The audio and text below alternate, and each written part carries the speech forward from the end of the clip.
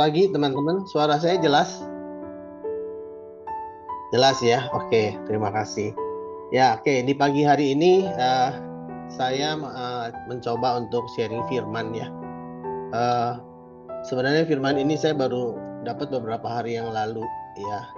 Beberapa hari yang lalu, kebetulan memang ya memang di keluarga saya ada pergumulan ya yang sedang saya alami. Ya, sedang saya alami dan saya merasa ini juga dialami oleh teman-teman semua ya. Kita merasa di dalam kehidupan ini ya, apalagi kalau hidupnya di Jakarta ya teman-teman ya. Kita tuh sering kali mengalami banyak kelelahan ya, apalagi yang penuh dengan kemacetan ya. Pagi harus berangkat pagi ke kantor, sampai pagi udah menunggu agenda yang harus dibahas ya, apalagi sekarang dengan kita bisa online ya teman-teman ya. Kayaknya semua meeting itu banyak dilakukan lewat online supaya lebih cepat. Ya, memang hasilnya lebih baik ya. Lebih cepat dan lebih baik. Cuman akhirnya kita mengalami kelelahan ya. Seperti kita harus berangkat pagi, pulang harus malam ya. Belum lagi kita harus menyiapkan waktu untuk keluarga dan sebagainya, juga untuk pelayanannya. Kelelahan-kelelahan inilah yang mengakibatkan kita seringkali merasa bosan ya, capek dan sebagainya. Nah, disinilah yang selalu kita bilang itu masa penantian ya. Kemarin kan saya nyambung apa yang yang dibawakan oleh Pak Stefanus kemarin ya, di ruang tunggu. Ya, penantian tuh nggak mudah. Penantian itu perlu benar-benar ketaatan dan kesetiaan. Ya, perlu ketaatan dan kesetiaan. Karena kita harus percaya bahwa Tuhan selalu membimbing kita. Hingga saat ini, buktinya kita bisa melewati udah sekian tahun bersama Tuhan. Apalagi waktu zaman COVID kemarin ya, itu luar biasa, goncangannya luar biasa. Ya, tapi kita lewatin bersama Tuhan. Kita percaya kebaikan Tuhan itu sangat luar biasa. Mungkin kalau kita lihat juga, teman mungkin lihat yang Nabi Elia ya, nabi yang sangat luar biasa kan. Dia bisa mengalahkan nabi-nabi Baal, dan 450 nabi Baal ya, dengan bertanding dengan menurunkan hujan di masa kekeringan. Dia bisa. Tapi setelah itu, nabi yang luar biasa itu memang bilang Nabi Elia itu manusia biasa. Tapi karena Tuhan yang pakai, bisa terjadi kan? Ya nggak? Karena kemuliaan Tuhan ingin dinyatakan. Ya, tapi dia juga bisa kelelahan. Ya, kalau kita baca di kitab-kitabnya yang menjelaskan ya mengenai Nabi Elia, dia pun sempat istilahnya mempunyai rasa takut. Takutnya kan lucu, takutnya sama perempuan, padahal mengalahkan 450 Nabi Baal aja dia berani ya. Tapi begitu dia tidak mengandalkan Tuhan, dia takut sama yang namanya Isabel ya, karena Isabel itu jahat banget, bisa membunuh dan sebagainya. Dia takut, akhirnya dia ngumpet kan. Dia ngumpet, dia kayaknya pengen mati. Nah, itu yang saya bilang. Kita perlu setiap hari berdamai dengan Tuhan. Ya, cara apa? Mencari Tuhan. Ya. Di mana tema pagi hari ini saya ambil, kita adalah spesial di mata Tuhan. Tapi semua ini spesial di mata Tuhan. Ya, makanya kita di pagi hari ini tuh bisa masih bernapas, bisa ketawa ceria ya. Walaupun ya masalah tetap ada yang harus kita hadapin. Benar nggak? Karena firman Tuhan bilang apa? Sampai mati pun kita masih berharga loh. Firman Tuhan itu adalah janji. Ya. Firman Tuhan bilang apa? Berharga di mata Tuhan. Ya kan? Berharga di mata Tuhan. Bentar ya teman-teman. Ini saya punya agak masalah ya. Berharga di mata Tuhan, kematian semua orang yang dikasihinya. Ya, sampai mati pun Tuhan bilang kita tuh berharga di mata Tuhan. Ya, karena kita itu benar-benar kesayangannya Tuhan. Ya, makanya Tuhan kirim Tuhan Yesus untuk menyelamatkan manusia. Dalam dunia Tuhan Yesus datang mengajar 3,5 tahun. Ya, setelah itu Tuhan Yesus harus naik di kayu salib menebus dosa kita. Supaya kita yang berdosa, Tuhan tahu kita nggak mungkin selamat. Kita nggak mungkin bisa memenuhi hukum Taurat, ya 10 hukum Allah. Tapi Tuhan sendiri datang. Ya, barang siapa yang percaya kepadaku, dia akan selamat. Ya, itu karena Tuhan mengasihi kita. Ya, di dalam Yohanes 15 ayat 16, mungkin teman-teman bisa baca ya nanti ya. Bukan kamu yang memilih aku, kata Tuhan. Jadi, akulah yang memilih kamu. Jadi sangat jelas bahwa kita tuh berharga di mata Tuhan. Kita tuh spesial di mata Tuhan. Ya, kalau kita lihat ya kata-kata berharga itu artinya apa sih? Ya, berharga itu kalau kita lihat ya, yaitu benar-benar kita tuh mulia. Kita tuh mulia, ya. Kita tuh terhormat, kita tuh langka dan indah, ya. Jadi kita sebagai anak-anak Tuhan tuh benar-benar dimuliakan. Kita diangkat sebagai anak-anak Allah kalau kita percaya kepada Tuhan. Ya, kita tuh berharga, ya. Kalau kita lihat ya, seperti sekarang nih saya lihat nih dengan harga dolar luar biasa ya. Rupiah melemah. Sekarang orang ramai-ramai memburu emas kan.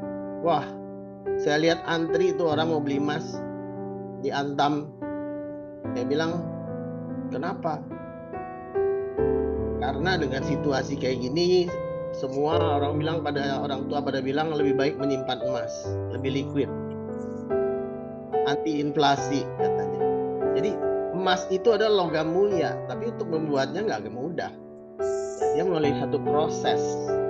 Dia harus dibakar, dia kan dimurnikan sampai akhirnya dia bisa dipisahkan dengan kotoran-kotoran lain dan logam-logam yang kurang mulia, bukan tidak mulia, sehingga dia bisa timbul seperti emas, seperti Ayub bilang. Ya. Aku dimurnikan dan aku akan timbul seperti emas. Resno yang mimpin acara.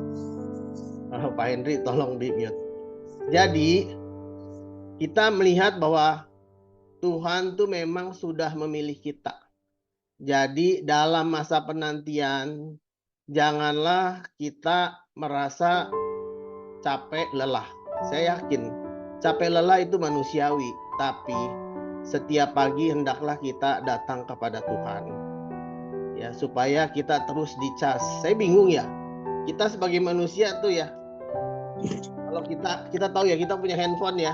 Semua nggak ada yang nggak punya handphone. Pembantu kita di rumah aja punya handphone. Tapi kok kita tahu gitu, nggak disuruh handphone ini dicas kalau malam. Betul nggak teman-teman? Setuju nggak? Ya, kita selalu handphone ini nggak pernah lupa kita cas. Karena kita tahu handphone ini perlu dicas supaya besok kita bisa pakai lagi atau langsung kita bisa pakai buat komunikasi. Ada yang dicasnya 24 jam loh teman-teman, nggak dicabut. Ya lama-lama baterai jebol juga kan. Tapi herannya kok kita ya sebagai manusia yang punya tubuh, jiwa dan roh, itu roh kita tuh nggak pernah dicas. Padahal firman Tuhan bilang kalau kita mau jadi harta kesayangannya Tuhan, ya, kita benar-benar harus benar-benar melekat pada Tuhan. Melekat pada Tuhan sebagai pokok anggur yang benar, ya. Nah, pagi hari ini saya ingin sharing bagaimana caranya yang Tuhan mau supaya kita benar-benar menjadi harta kesayangannya Tuhan. Kita menjadi spesial di mata Tuhan, ya. Mungkin kita bisa lihat ya kebenaran firman Tuhan yang pagi ini saya akan bawakan dari Keluaran 19 ayat 5 ya. Teman-teman bisa catat, saya bacakan ya. Ayat 5 ya.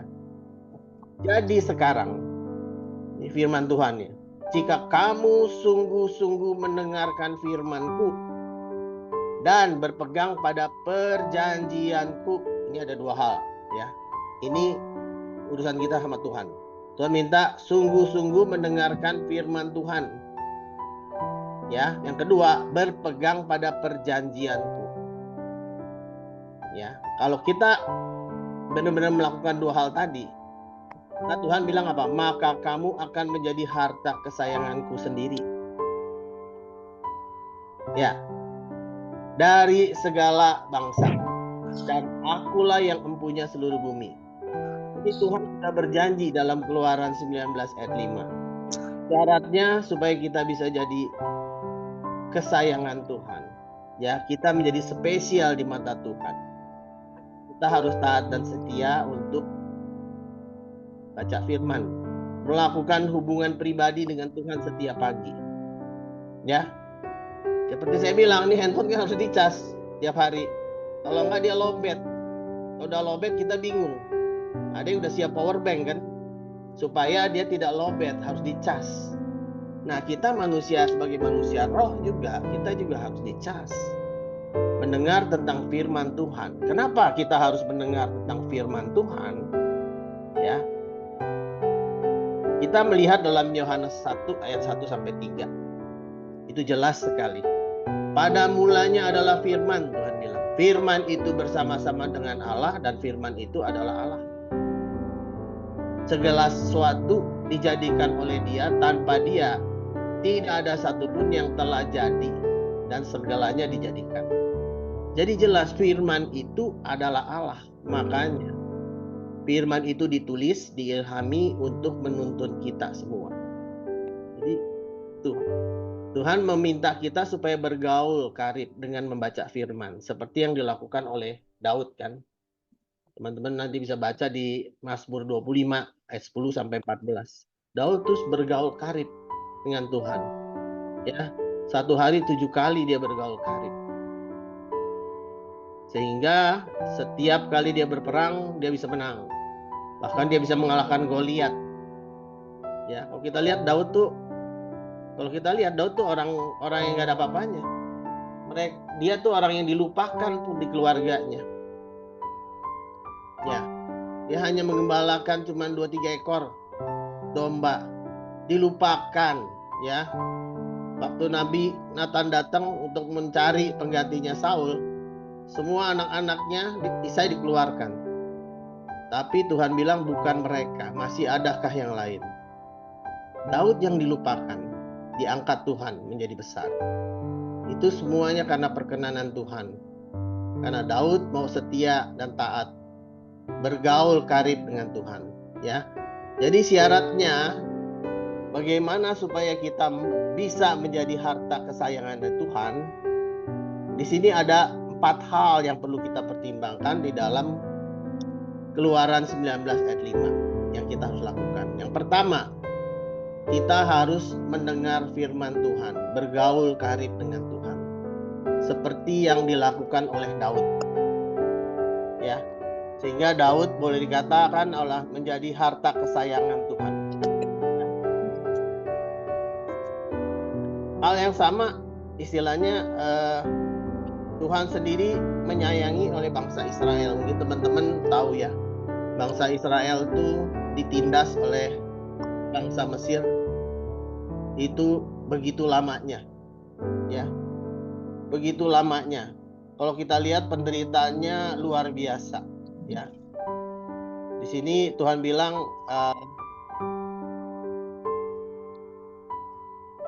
bangsa Israel, ya, itu Tuhan bilang apa?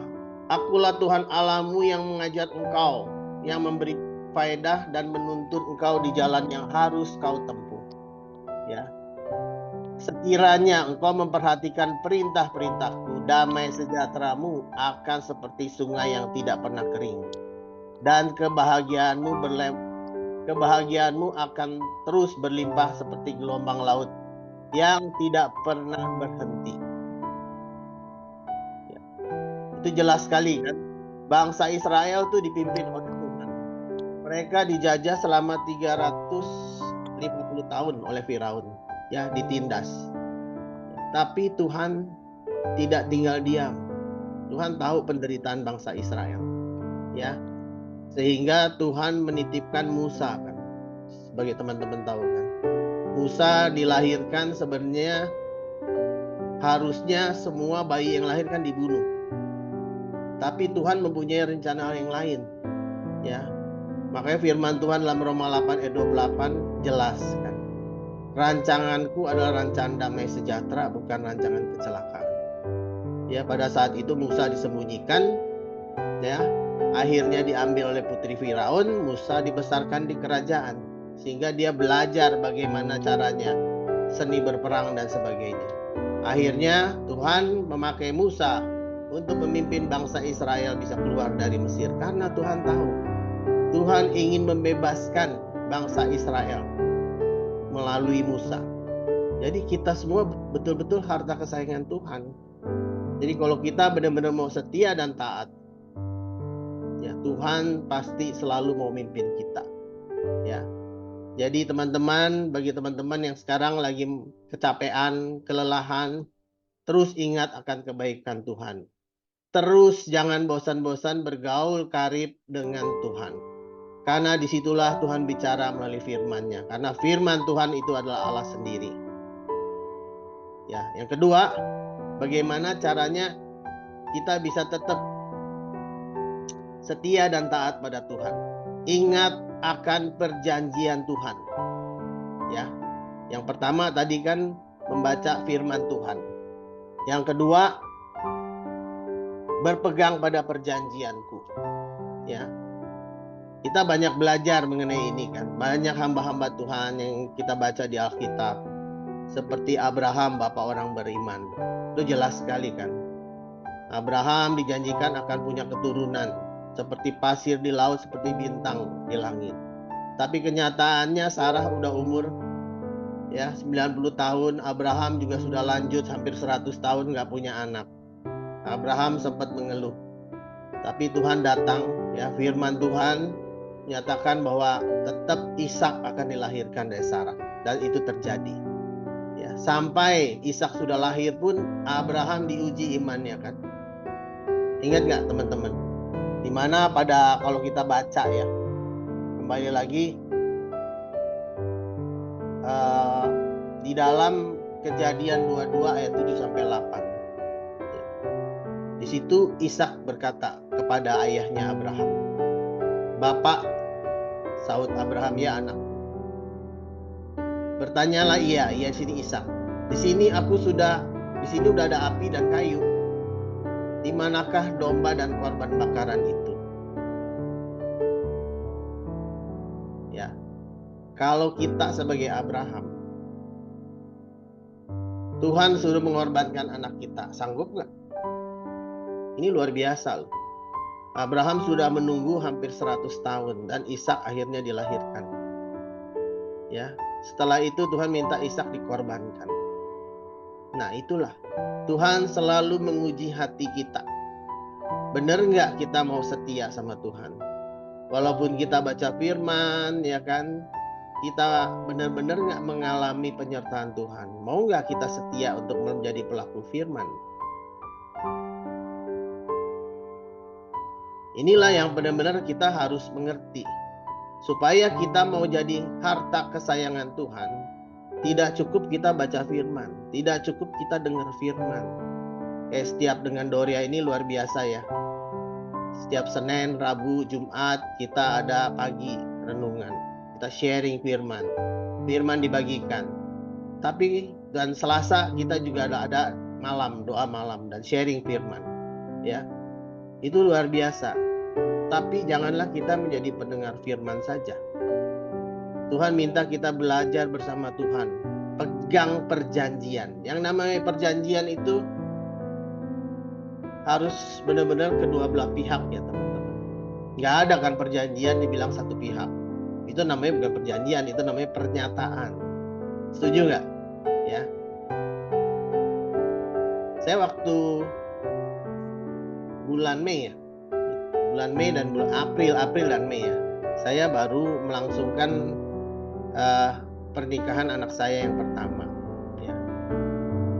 Dan itu saya mendengar sekali pastor menyatakan bahwa jadi perjanjian nikah ya. Hendaklah engkau setia dalam susah dan senang ya, sampai maut memisahkan kita. Ya, itu perjanjian kan antara suami dan istri. Atau mungkin teman-teman yang melakukan kad kredit lah ya, kredit mobil kayak kredit rumah, itu kan perjanjian dua pihak ya, antara bank dengan kita. Nggak ada perjanjian dilakukan cuma satu pihak. Hal yang sama, Tuhan menuntut kalau benar-benar engkau mau setia dan taat ya, untuk melayani Tuhan, maka Tuhan benar-benar akan menyatakan ya bahwa kita sebagai harta kesayangannya. Di situ kan kita mau belajar apa yang dikatakan Abraham. Tuhan bilang, Abraham bilang apa? Allah yang akan menyediakan anak domba untuk korban bakarannya, anakku. Demikianlah keduanya berjalan bersama-sama. Ya, makanya pada saat Abraham ingin mengorbankan Ishak, Ishak sudah ditaruh di kayu bakaran, sudah diikat. Pada saat Abraham ingin menghunuskan pedang, ya, pisaunya, membunuh Ishak, malaikat Tuhan bilang, stop, Abraham, ya, aku sudah menyediakan dombanya kan. Sini Tuhan sudah mengetahui bahwa engkau setia. Nah, disinilah Tuhan ingin selalu kita benar-benar melakukan perjanjian dengan Tuhan dan benar-benar kita melakukannya. Ya. Hal yang sama dengan Daud. Ya, Tuhan bilang sendiri deh di dalam 2 Samuel. Ya, 2 Samuel 7, teman-teman bisa baca ya dari ayat 8 sampai ke 18 ya. Saya sekilas aja. Tuhan bilang apa? Ayat 8. Akulah yang mengambil engkau dari padang ketika engkau mengiring kambing dan domba untuk menjadi raja umatku Israel. Tuhan bikin perjanjian sama Daud. Tapi jalannya nggak mudah. Nggak semudah itu, walaupun Tuhan membuat perjanjian. Daud harus melakukannya, berjalan bersama Tuhan, menyertai Tuhan, ya. Sampai Daud dikejar-kejar. Pertama Daud harus melawan Goliat. Kalau Daud tidak berhadapan dengan Goliat, Daud tidak akan menjadi angkat sebagai raja. Nggak mudah. Semua pasukan Israel sudah mundur takut dengan Goliat. Tapi Daud yang nggak punya pengalaman apa-apa maju berperang, ya. Karena dia tahu Tuhan yang menyertai dia. Ya, Tuhan yang janji sama dia. Ya, di kitab Samuel yang tadi kita baca. Tuhan janji, akulah yang mengambil engkau dari padang ketika engkau mengiring kambing dan domba. Dan untuk menjadi raja atas umatku Israel. Jadi Tuhan pun melakukan perjanjian. Hal yang sama dengan kita. Kalau kita bergaul karib dengan Tuhan, Tuhan pun berjanji, Tuhan akan menunjukkan jalannya kepada kita. Ya. Seperti Yosua bilang apa? Dalam Yosua 1 ayat 8. Kenapa Yosua bisa berhasil memimpin bangsa Israel masuk ke tanah Kanaan? Ya, karena setelah Musa meninggal, Yosua lah yang diutus oleh Tuhan. Ya, Tuhan berjanji sama Yosua. Maka Yosua bilang, renungkanlah firman Tuhan siang dan malam. Karena dia tahu untuk menjadi ya kesayangan Tuhan, syarat yang pertama, renungkan firman Tuhan siang dan malam. Kedua, mengikat perjanjian dengan Tuhan dan dilakukan. Nggak ada cara lain. Baca firman. Tapi seringkali kan kita malas baca firman. Dikasih tahu berkali-kali boro-boro, ya, suruh cari kitab Yesaya aja juga bingung, ya, karena sekarang kan Alkitab sudah abjad ya, jangan-jangan dia urut, dia cari istilahnya Amsal yang pertama dianggapnya A soalnya kan gitu kan, Amos, Amsal, padahal enggak, ya, baca firman.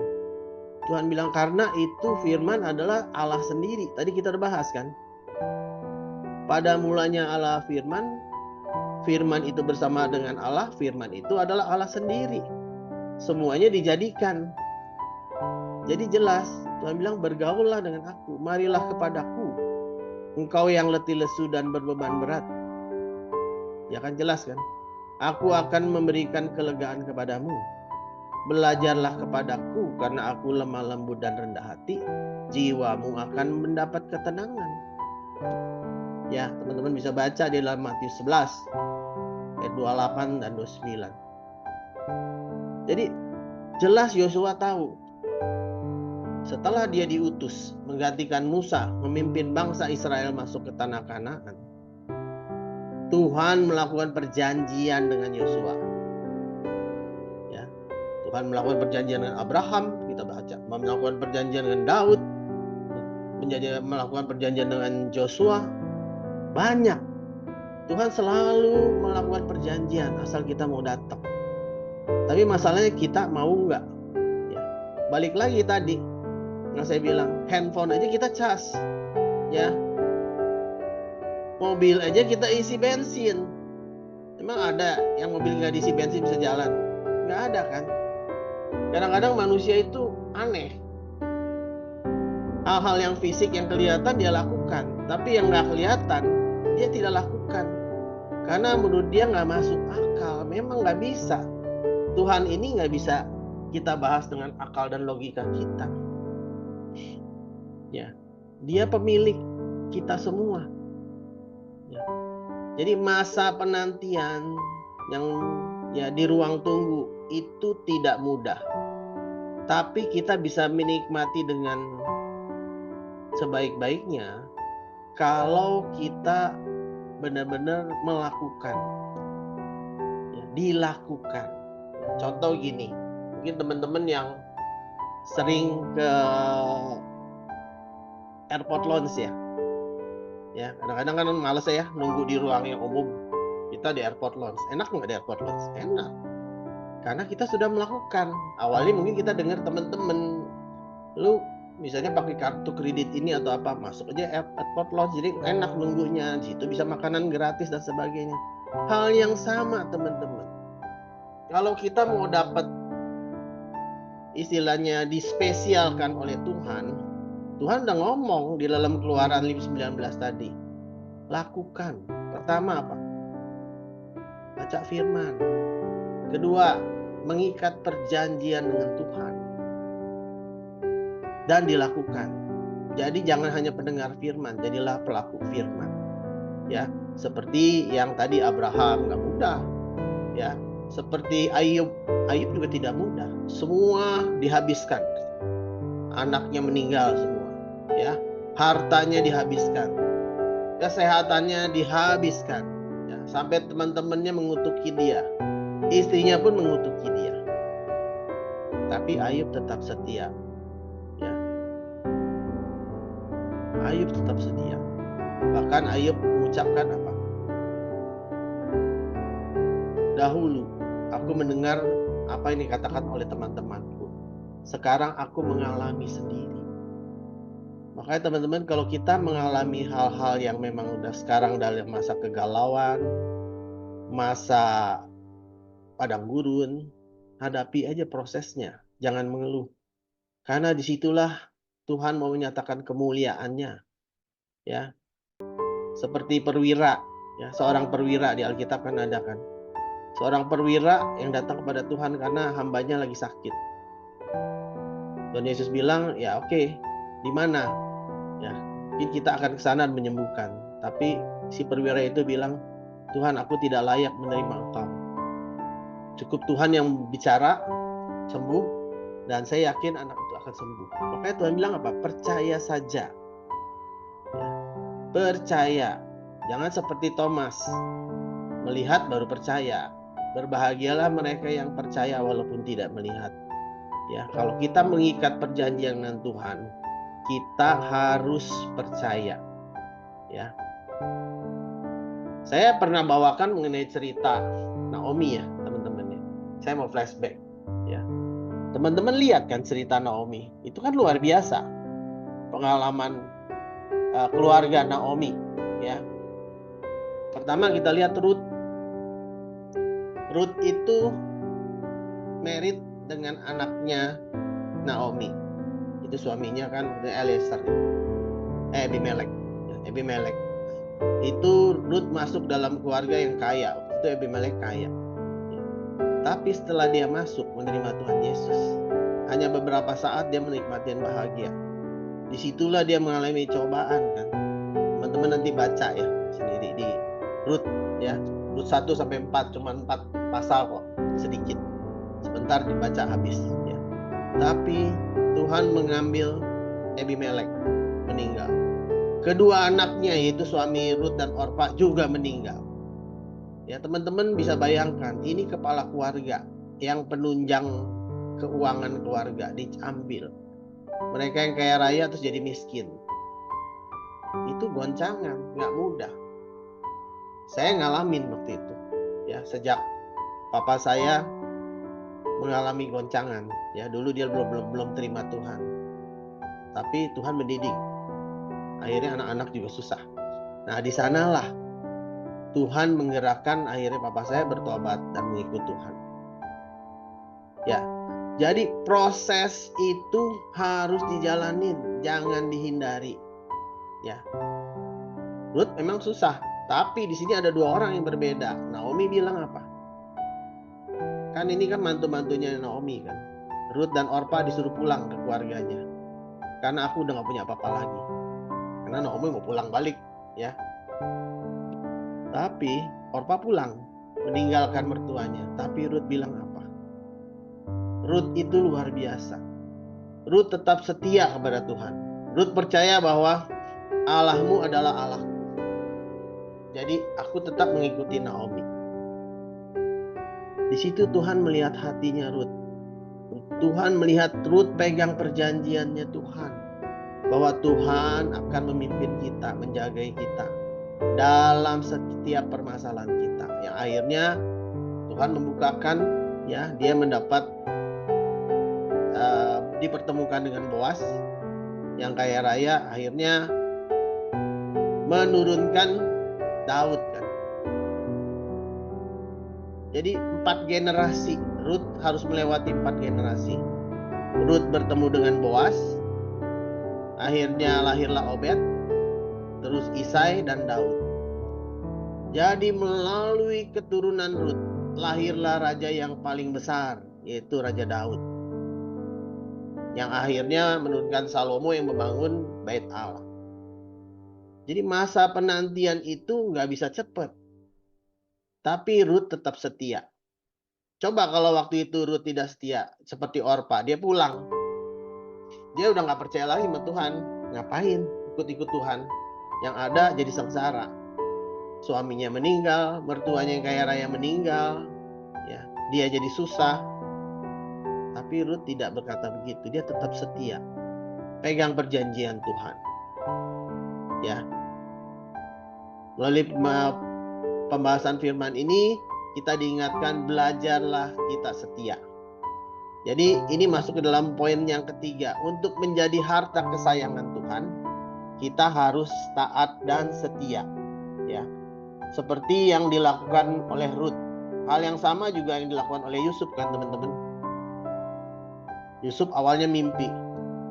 Akhirnya dia dibenci oleh saudara-saudaranya, dia dibuang jadi budak, masuk penjara, difitnah oleh istri Potifar. Tapi apa Tuhan bilang di dalam Kejadian 39? Ya, tetapi Tuhan menyertai Yusuf dan melimpahi kasih setianya kepadanya, membuat Yusuf kesayangan. Yusuf disayang Tuhan karena Yusuf setia. Yusuf ingat perjanjian Tuhan lewat mimpi. Dia pegang. Bahkan Yusuf bisa bilang ke saudara-saudaranya, memang engkau mereka-rekakan yang jahat kepadaku. Iya kan? Tapi Tuhan mereka-rekakan yang baik untuk mengirimkan aku ke Mesir. Ya. Untuk melindungi bangsa yang besar dari kelaparan. Yaitu ayahnya, saudara-saudaranya yang pernah membuang dia dilindungi dari kelaparan. Jadi kalau kita mau jadi harta kesayangan Tuhan, lakukan tadi. melakukan firman, ikat perjanjian dilakukan, dan Tuhan benar-benar akan memenuhi janjinya, akan menjadikan kita harta kesayangan Tuhan. Seperti emas yang dimurnikan, nggak mudah. Ya, nggak mudah.